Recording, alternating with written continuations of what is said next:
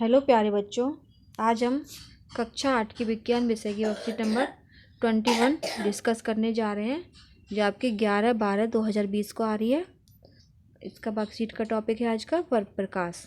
ठीक बेटा, तो आज हम प्रकाश के बारे में चर्चा करेंगे। इससे पहले की वर्कशीट में भी हम प्रकाश के बारे में चर्चा कर चुके हैं। तो चलिए आज की वर्कशीट स्टार्ट करते हैं। परावर्तन के प्रकार। पिंकी की माँ बाजार से एक नई प्लेट लेकर आई। पिंकी ने देखा कि प्लेट में उसका चेहरा साफ दिख रहा है, परंतु वह तुरंत रसोई में गई और एक पुरानी थाली में चेहरा देखने लगी।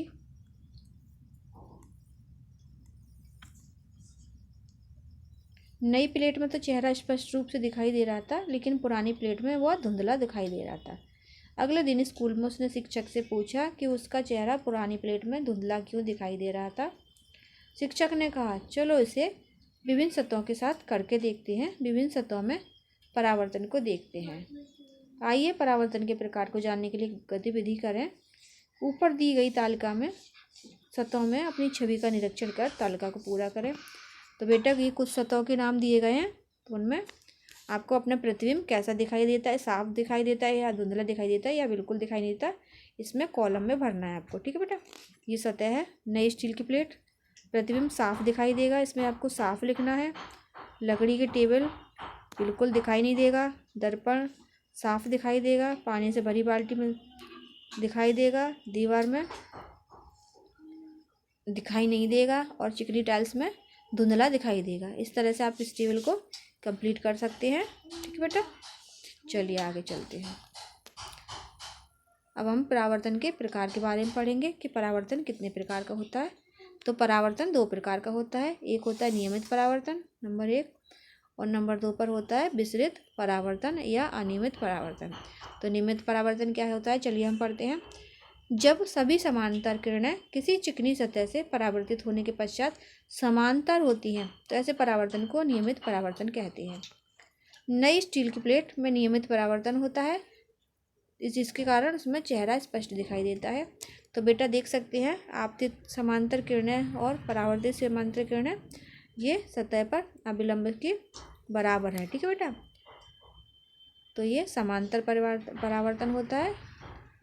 और दूसरा परावर्तन होता है अनियमित या विसरित परावर्तन। जब किसी अनियमित या खुरदुरी सतह से परावर्तित सभी समांतर किरणें एक दूसरे के समांतर नहीं होती हैं। ये देखिए, एक दूसरे के समांतर नहीं हो रही है। किरण यहाँ से गुजर रही है, ये टकराकर यहाँ से गुजर रही है, तो असमांतर हैं ये बेटा किरण। तो ऐसे परावर्तन को अनियमित परावर्तन कहते हैं या विसरित परावर्तन भी कहते हैं इसको। ठीक है बेटा, इसका एग्जाम्पल है पुरानी प्लेट में विसरित परावर्तन या अनियमित परावर्तन होता है। इसके कारण जो चेहरा होता है आपका पुरानी प्लेट में दिखाई नहीं देता। इस परावर्तन में परावर्तन के नियमों का सफलतापूर्वक पालन किया जाता है। जो बेटा अनियमित परावर्तन होता है, इसमें भी परावर्तन के दोनों नियमों का पालन किया जाता है, यानी कि दोनों परावर्तन के जो नियम होते हैं वो इस पर भी लागू होते हैं। ठीक है बेटा,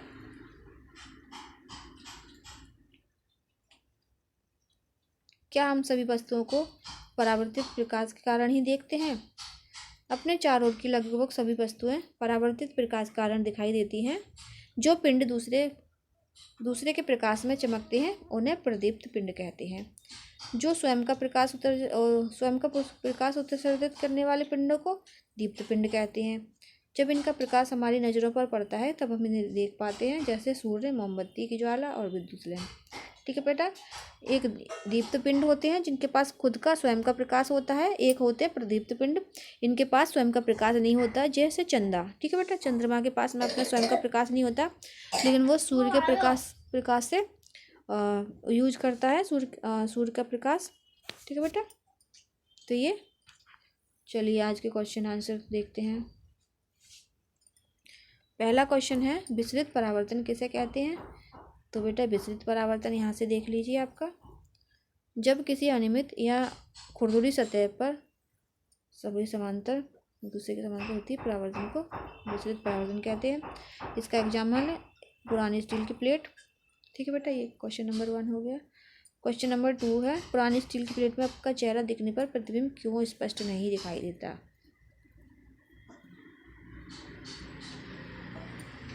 परावर्तन में अनियमितता के कारण किरणें समांतर नहीं होती, यही कारण है कि चेहरा स्पष्ट रूप से दिखाई नहीं देता। तो बेटा यहाँ पर आंसर 2 कर लेंगे। आप एक विसरित तथा नियमित परावर्तन में अंतर बताइए। तो अंतर में आप यहाँ से यहाँ तक लिख सकते हैं, अंतर लिख सकते हैं। पहला है नियमित परावर्तन, जब सभी समांतर किरणें चिकनी सतह से परावर्तित होने के पश्चात समांतर होती हैं तो ऐसे परावर्तन को नियमित परावर्तन कहते हैं। 1 पॉइंट हो जाएगा। और एग्जाम्पल में, उदाहरण में आप नई स्टील की प्लेट लिख सकते हैं। ठीक है बेटा।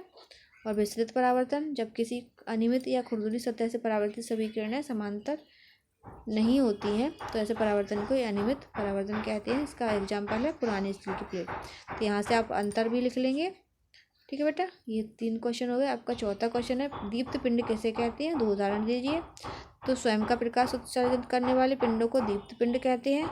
इसका एग्जाम्पल है सूर्य और विद्युत लैंप या मोमबत्ती। आप किन्हीं भी 2 पिंडों के नाम लिख सकते हैं।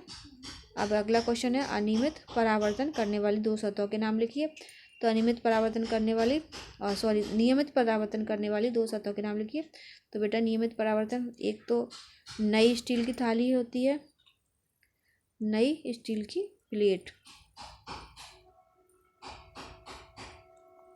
प्लेट जो होती है उसमें नियमित परावर्तन होता है। और नंबर 2 पर है आपका मिरर या शीशा जो होता है आपका मिरर, उसमें भी नियमित परावर्तन होता है। तो इनको दोनों को लिख सकते हैं आप। तो चलिए आपकी वर्कशीट कंप्लीट होती है। उम्मीद है आपको वर्कशीट समझ में आ गई होगी बेटा। अगर वर्कशीट समझ में आ गई है तो वीडियो को लाइक करिए, और चैनल पर नए हैं तो चैनल को सब्सक्राइब कर लीजिएगा बेटा। और वीडियो को देखने के लिए धन्यवाद।